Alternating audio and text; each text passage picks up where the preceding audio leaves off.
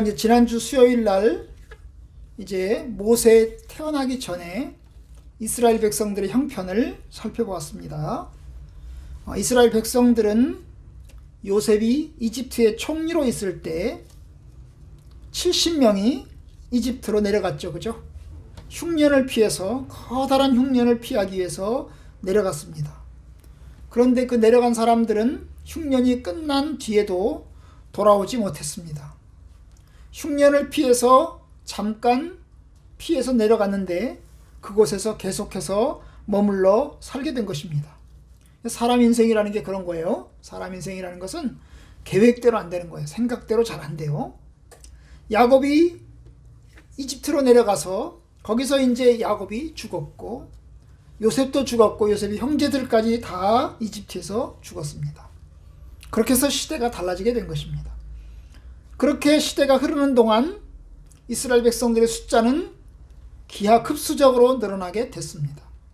아는 것처럼 70명이 내려갔는데 모세가 나올 때는 60만 명이라는 사람이 나왔어요.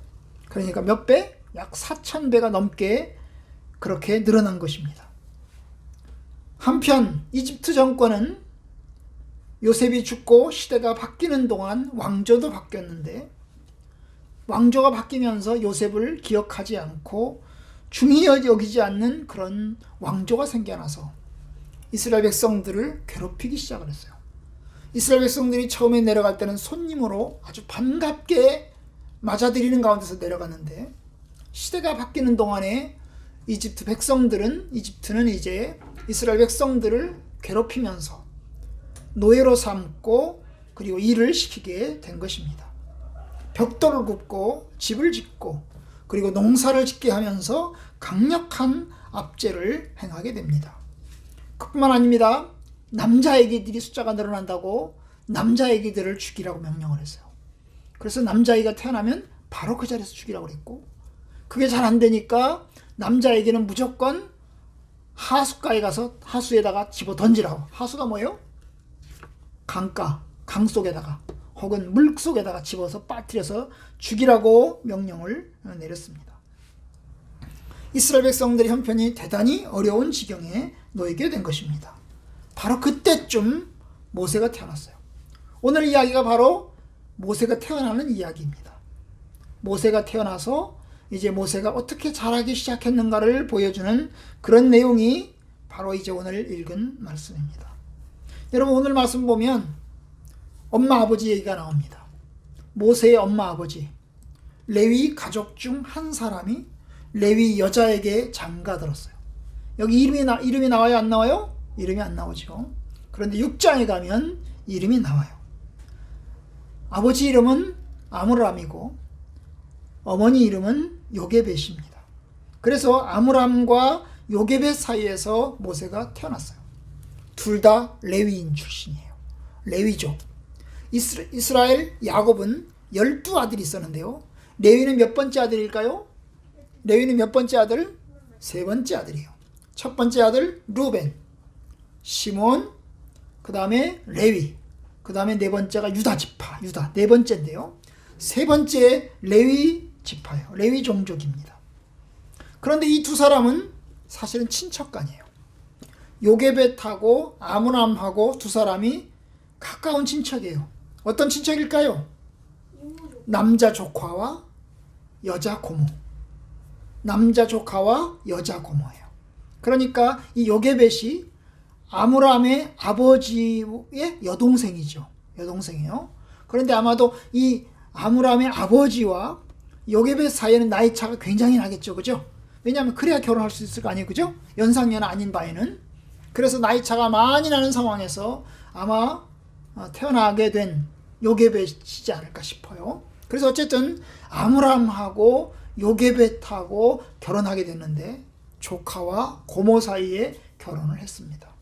그 당시에는 친척 간에 결혼하는 것도 숫자가 워낙 적은 상태에서 결혼하기도 했으니까 그런 상황들은 있을 수 있는 거겠죠. 그죠?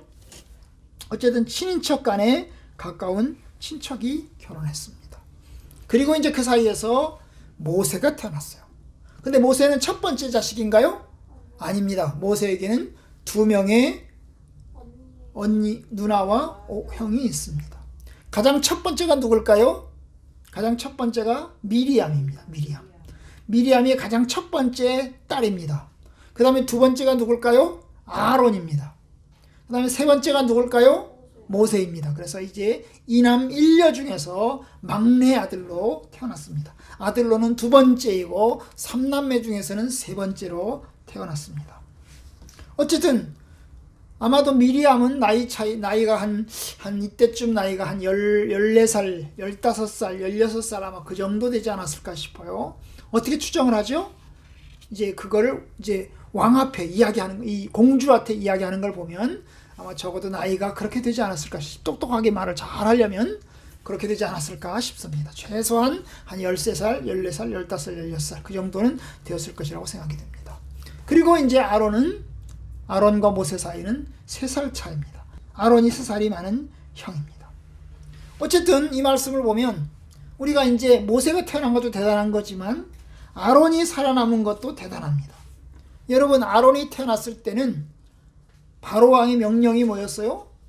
둘 중에 하나죠. 남자가 태어나면 죽여라. 두 번째는 뭐예요? 하숫가에 던져라. 하수에다가 던져라. 그게 명령이잖아요. 그죠?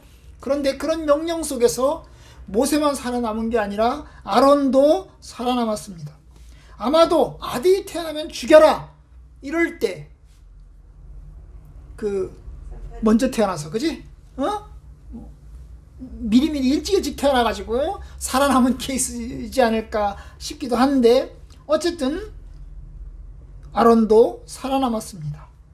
건강하게 살아남아서 자라가고 있는 상황에서, 그때는 3살이겠죠? 아론은 3살 때, 형 아론은 3살 때 모세가 태어난 것입니다. 그런데 여러분, 하나님께서는 이스라엘 백성들의 지도자, 모세가 어떤 사람이에요? 이스라엘을 출애굽시킨 사람이잖아요. 애굽에서 건져낸 사람인데, 하나님이 애굽에서 건져낸 지도자로서 지금 모세의 출생 이야기를 하고 있는데 아론의 출생 이야기는 없어요. 아론이 어떻게 태어나는지는 몰라요. 그죠? 모세가 태어난 건 얘기하고 있는데 아론이 태어난 건 얘기 안 해. 왜 그럴까? 모세가 중요한 사람이니까. 모세가 중요하니까. 아론보다 모세가 훨씬 더 중요하니까 모세에 태어난 걸 이야기하는 거예요. 그러면 아니, 아들이 2명 있는데 장남이 아론이고 둘째가 차남이 모세인데 왜 장남인 아론 얘기는 안 쓰고 차남인 모세 이야기를 쓸까? 아론이 무슨, 아론은 문제가 있는 사람인가? 그렇지 않아요. 모세만이 뭔가 특별한 뭐가 있는 건가? 그렇지도 않아요. 사실은 아론이나 모세나 똑같은 거예요. 우리 집안에서 다 똑같은 자녀들이에요. 그렇죠? 그런데 하나님께서는 특별히 장남 아론이 아닌 차남 모세를 하나님이 이제 지도자로 선택하신 것입니다. 그런데 기억해야 될 것이 있어요. 이렇게 장남이 아닌 차남을 쓰는 경우가 많다는 거예요. 여러분, 이스라엘의 12지파 아들 중에서 12아들 중에서 여러분, 레위 지파는 제사장 지파예요. 하나님의 성전에서 수종드는 제사장 지파예요. 그죠? 제사장 지파요. 그런데 여러분, 제사장 지파를 장남 지파로 사용하지 않고 세 번째 아들인 레위 지파로 사용한 것도 하나님 대단히 이례적인 것입니다. 결국 뭡니까? 하나님께서는 인간의 자격을 보지 않으시고 하나님께서 주권적으로 선택하신다는 거예요. 여러분, 그럼 레위는 훌륭한 사람인가요? 레위 지파를 할 때 레위는 훌륭한 사람이에요? 아닙니다. 여러분 아시는 것처럼 이 창세기 34장에 보면 세겜족 이야기가 나오네요. 세겜족장의 그 아들이 야곱의 딸 디나를 성추행하잖아요. 그죠? 성추행을 합니다. 그리고 이제 결혼시켜달라고 이야기를 할 때, 그때 뭡니까? 이 야곱의 아들들이 세겜족장과 그 세겜 사람들에게 할례를 받으면 결혼시켜주겠다고 거짓말을 치고서는 칼 가지고 가서 그 세겜의 아들들을 죽여버린 사람이 바로 이 레위예요. 시몬과 레위가 바로 이런 일을 했어요. 그런데 하나님께서는 그 레위를, 아주 잔인한 칼 같은 레위를 하나님이 사용하셔서 결국 제사장 지파로, 하나님의 성전을 섬기는 지파로 사용하시는 것을 보게 됩니다. 그런 걸로 보면 인간적인 자격 때문에 그런 게 아니고 하나님께서 주권적으로 선택하시고 하나님이 주권적으로 뽑으신다는 것을 볼 수가 있습니다. 하나님의 은혜죠. 모든 것이 하나님의 은혜요. 저와 여러분들이 구원받은 것도 하나님의 은혜고, 엄마 아빠의 아들 딸이 된 것도 하나님의 은혜고, 그죠? 모든 것이 하나님의 은혜예요. 하나님 감사합니다. 하나님 감사합니다. 우리는 그렇게 할 수밖에 없어요. 그죠? 그렇게 할 수밖에 없어요. 그런데 말이에요, 오늘 본문에 보면 이 모세의 엄마 아빠 이야기를 조금 하려고 그래요. 여러분, 모세의 엄마 아빠는 레위 지파예요. 그죠? 레위 지파예요. 그런데 레위 지파인데 이 둘이 결혼을 했어요. 그리고 첫째 미리암을 낳았고, 둘째 아론을 낳았고, 세 번째 모세를 낳았어요. 그렇죠? 모세를 낳았어요. 근데 모세를 낳고 난 다음에 오늘 본문에 보니까 어떻게 했어요? 숨겨서 키웠어요. 바로 왕의 명령은 뭐였어요? 아들이 태어나면 죽여라. 안 죽였어요. 그럼 아들이 태어나면 하수에 던져라. 하수에 물속에 빠뜨려서 죽여라는 거죠. 물에 던져라. 그런데 물에 던지지도 않았어요. 그럼 어떻게 했어요? 숨겨서 집안에만 숨겨서 키웠어요. 밖으로 데리고 나갔을까요? 안 데리고 나갔어요. 집안에만 그냥 몰래 숨겨서 키웠어요. 왜 몰래 숨겨서 키웠을까요? 아기를 살리고 싶어서. 그죠? 아기를 죽이라고 하는데 아기를 살리고 싶어서 숨겨서 키운 거예요. 아들인데 살리고 싶어서 키운 거예요. 그럼 왕의 명령을 지킨 건가요? 어긴 건가요? 왕의 명령을 어긴 거예요. 왕의 명령을 어기면서 살리고 싶어서 숨겨서 키웠어요. 만약에 숨긴 것이 들통이 나면 어떻게 될까요? 잡혀가서 다 죽어요. 그 아기만 죽는 게 아니라 그의 가족들까지 다 죽어요. 그런데 그 다 죽음을 감수하면서 숨겨서 아기를 키워요. 들통하지 않게 하기 위해서. 도대체 뭐가 있는 거예요? 하나님을 더 많이 섬기고, 하나님의 말씀을 더 소중히 여기고, 하나님의 나라를 더 소중히 여기는 그런 믿음을 가지고 있었다는 것입니다. 이것은 참으로 하나님께서 주신 마음이에요. 그걸 히브리서에서는 믿음이라고 했어요. 믿음으로 모세 부모는 아기가 났을 때 왕의 명령을 지키지 않고 아기를 숨겨서 키웠다. 이게 믿음인 거예요. 아기가 아름다운 아기임을 보고 석 달 동안 숨겨서 왕의 명령을 무서워하지 않았다. 결국 왕의 명령보다 아기가 더 소중했고, 그죠?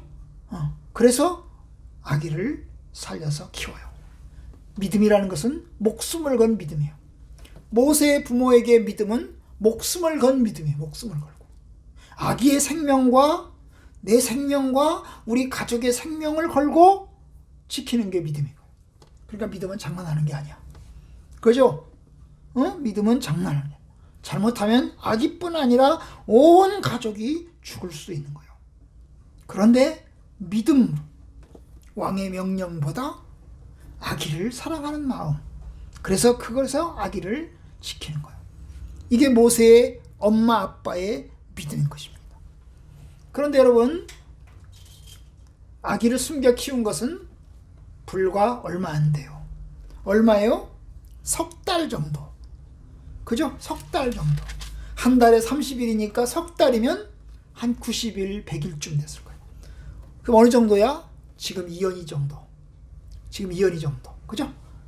태어나서 10월 달에 태어났으면 2년이 정도 됐겠죠. 2년이보다 조금 적은 정도. 그런데 2년이 정도 됐을 때, 한 100일 정도 됐을 때, 한 90일, 100일, 석 달 정도 됐을 때 어떻게 해요? 이제 더 이상 숨길 수가 없어서. 왜 더 이상 숨길 수 없어요? 응? 아니, 아기가 울음소리가 더 많이 커져서. 처음에 태어났을 때 아기는 그냥 주로 잠만 자잖아. 그렇지? 거의 잠만 자잖아. 태어나면 바로 아기는 거의 잠만 자요. 그죠? 거의 잠만 자요. 그리고 깨어있는 시간이 얼마 안 돼요. 먹고 자고 하잖아. 그죠? 그런데 이제 나이가 조금씩 시간이 가면서 깨어있는 시간이 늘어나고, 한 번 울기 시작하면 아주 세게 울고, 그렇게 해가지고 더 이상 숨겨 키울 수 없는 상황이 되기 때문에, 집 밖에 안 나갈 수야 있지만 숨겨 키울 수 없는 상황이 되어서 이제 그 아기를 어떻게 합니까? 결국 갈대 상자를 만들어서, 그 갈대 상자를 구해다가 갈대 상자에다가 뭐예요? 역청을 발라가지고, 역청이 뭐예요? 물이 안 들어가게, 물에 띄웠을 때 물이 안 들어가게 본드를 칠한 거예요. 본드를 열심히 잘 칠해가지고, 풀로를 잘 칠해가지고, 그리고 아기를 담아가지고 나일 강가 갈대 숲에다가 갖다 놓습니다.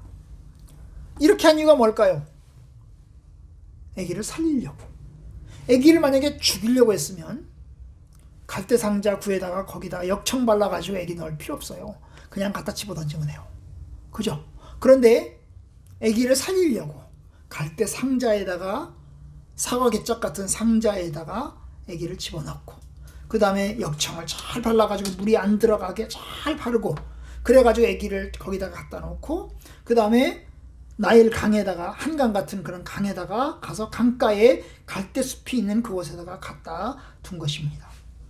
갈대숲이 뒀다는 말은 떠내려가지 말라는 거예요. 그죠? 떠내려가지 말라고 거기다가 갖다 놓은 것입니다. 죽으라고 갖다 버린 게 아니고 살기를 바라면서 갖다 둔 것입니다. 누군가의 눈에 띄어서 이 아기가 제발 살아나기를 바라는 마음으로 갖다 놓은 것입니다. 그죠? 그리고는 누가 지켜봐요? 미리암이 지켜봅니다. 엄마 아빠가 시켰을 거예요. 여기 서 있다가 아기가 어떻게 되는지 좀 잘 봐라. 그래가지고 잘 숨어서 지켜보고 있어요. 아기가 어떻게 되려나 하고 숨어 있는 것입니다. 어쨌든 모세는 갈대 상자에 담겨져서 나일 강가의 갈대숲 사이에다가 갖다 놓여지게 됩니다. 과연 이 아이가 살아날 수 있을까? 과연 이 아이는 어떻게 될 것인가? 모세 엄마 아빠는 많은 기도를 하고 많은 염려가 있었을 것입니다. 자녀를 위해서 기도하면서 정말 이 아이를 살려주세요, 이 아이가 살아나게 해주세요, 그렇게 간절하게 기도하면서 아마 갖다 두었을 것입니다. 하나님은 모세 엄마 아빠의 믿음을 참으로 보신 것입니다. 기도하는 부모겠죠. 하나님은 이러한 부모를 아끼고 사랑하십니다. 그리고 그 자녀를 사랑합니다. 그런데 놀라운 일이 일어났습니다. 마침 누가 왔어요? 바로의 딸이 왔어요. 바로의 딸. 바로가 누구예요? 왕이에요. 이집트의 왕의 딸이에요. 그러니까 뭐예요? 공주죠, 공주. 공주가 온 겁니다. 뭐 하러 왔어요? 목욕하러 왔어요. 목욕하러 왔다가 갈대 상자를 본 것입니다. 하필이면 많은 사람들 중에서 바로의 공주가, 바로 왕의 딸인 바로 그 공주가 목욕하러 왔다가 그 갈대 상자를 보게 되었고, 그래서 시녀를 시켜가지고 갈대 상자 가져오라고 해갖고 열어서 보니까 거기에 아기가 있었어요. 딱 보고 아기를 알아봤어요. 6절에 보니까 그 아기를 보니 아기가 우는지라, 아기가 울고 있었어요. 그죠? 아기가 울고 있었어요. 아마 어떻게 알게 됐을까? 갈대 상자를 어떻게 봤을까? 아기가 울고 있는 것까지 아마 들었을 수도 있어요. 그죠? 아기가 울고 있는 것까지 들었을 수 있어요. 그래서 아기가 울고 있는데, 우는 아기를 보면서 그가 불쌍히 여겨 이르되 이는 히브리 사람의 아기로다. 히브리 사람의 아기인 걸 알았어요. 히브리 사람이라는 건, 히브리라는 말은 무슨 뜻이냐면 강을 건너왔다는 뜻이야. 히브리라는 게 무슨 뜻이라고? 강을 건너왔다는 뜻이야. 우리 이집트 사람이 아니고 저 멀리서 건너왔다는 거야. 여러분, 아브라함부터 그들은 강을 건너왔어요. 무슨 강을 건너왔어요? 유프라테스 강을 건너왔고, 유프라테스 강을 건너왔어요. 그리고 야복 강을 건너왔고, 요단 강을 건너왔어요. 강을 몇 개 건넜어요? 3개를 건너네요. 저 멀리 바벨론에서 출발해가지고 유프라테스 강을 건너고, 그 다음에 야복 강을 건너고, 요단 강을 건너서 결국은 가나안 땅, 이스라엘 땅에 온 거예요. 그러니까 강 건너왔다는 거야. 강을 건너온 사람들. 그런데 이 건너온 사람들이 가나안 땅에 정착하지 않고 또 이집트로 내려갔어요. 그러니까 그들은 정착한 사람들이 아니고 떠돌이인 거죠. 그죠? 떠돌이인 것입니다. 수백 년 동안 아브라함부터 시작해서 거의 수백 년 동안 그들은 떠돌이 생활을 한 것이, 한 곳에 정착해서 거기서 집 짓고 거기서 살지 않고 떠돌이 생활을 한 것입니다. 사실 우리가 서울에서 살면서 집을 가지고 사는 건 굉장히 중요해요. 왜냐하면 서울에 살면서도 집이 없는 사람들이 지금도 있거든요. 집 없는 사람들은 어떻게 해야 돼요? 계속 이사 다녀야 돼요. 전셋값이 오르면 집주인이 나가라 그러면 나가야 돼요. 그런데 그동안에 돈을 못 모으면 전셋값이 올라가면 뭐예요? 그 집에서 살 수가 없어요. 그러면 딴 데로 이사를 가야 돼요. 그래서 살다 보면 큰 집에 살다가 작은 집으로 가고 더 작은 집으로 가고 더 작은 집으로 이사 가요. 아니면 서울에 살다가 수도권으로 이사 가다가 지방으로 이사 가다가 더 멀리 이사를 가요. 뭐 그런 식인 거예요. 그러니까 여러분 이게 참 힘든 거예요. 그런데 바로 이 이스라엘 백성들이 히브리인이야. 히브리 뭐라고? 강 건너왔다고. 강을 건너왔다고. 딱 보니까 이 애기는 히브리 사람의 애기구나. 그럼 뭘 알고 있어? 자기 아버지 바로 왕이 명령을 내린 걸 알고 있어. 아마 자기 남편이 명령을 내린 걸 알고 있는 거야. 이 바로의 딸은 공주인데요. 원래 공주인데 자기 아버지가 딸이 하나밖에 없었어요. 아들이 없었어요. 원래 왕은 아버지가 아들에게, 아들이 또 손자에게, 남자에게 왕이 물려가는 건데요. 이 왕은 아들이 없었어요. 그럼 뭐밖에 없어요? 딸밖에 없어요. 그것도 무남동녀, 외동딸이야. 다 외동딸 한 명. 바로 이 바로의 공주가 외동딸인 것입니다. 학셉투스라고 하는 공주인데요. 바로 이 투트모스 1세의 딸 학셉투스라는 공주인데 이 공주는 외동딸인 것입니다. 그래서 자기가 왕이 될 수 있는데 자기가 왕이 되지 않고 남자랑 결혼을 해요. 그래서 결혼을 해가지고 자기 남편을 왕으로 만들었어요. 그래서 왕비죠. 왕비가 돼요. 이 상황이 지금 왕비가 된 상황인지 안 된 상황인지 정확하게 알 수가 없어요. 그런데 여러분 아마 왕비가 된 상황일 수도 있어요. 어쩌면. 그런데 여러분 이 공주가요 남편하고 결혼해가지고 아기를 낳는데요. 딸 한 명인가를 낳았어요. 아들을 못 낳고 딸 한 명을 낳았어요. 그런데 이 딸 한 명을 낳았는데 그 딸도 일찍 죽어버렸어요. 아기가 있었겠어요? 없었어요? 아기가 없는 거예요. 아기가 없는 거예요. 딸 한 명 낳았는데 그 딸마저 일찍 죽어버렸어. 그래서 이 바로의 공주는 나일강으로 온 거예요. 목욕하러 온 거예요. 왜 목욕하러 왔을까요? 그냥 심심해서 자기 집에서 목욕하지 뭐하러 강으로 목욕하러 와. 왜 그럴까요? 그 당시 사람들은 나일강에 가서 이렇게 여자가 가서 목욕을 하면 아기를 많이 낳을 수 있다는 그런 신앙이 있는 거야. 신앙. 나일강에 가서 비는 거야. 우리나라 사람들도 옛날에는 한강에 가서 기도를 했어요. 한강에 가서 무슨 누구에게? 바로 물의 신에게, 물신에게 기도를 했어요. 나일강의 신에게 기도를 하러 간 거예요.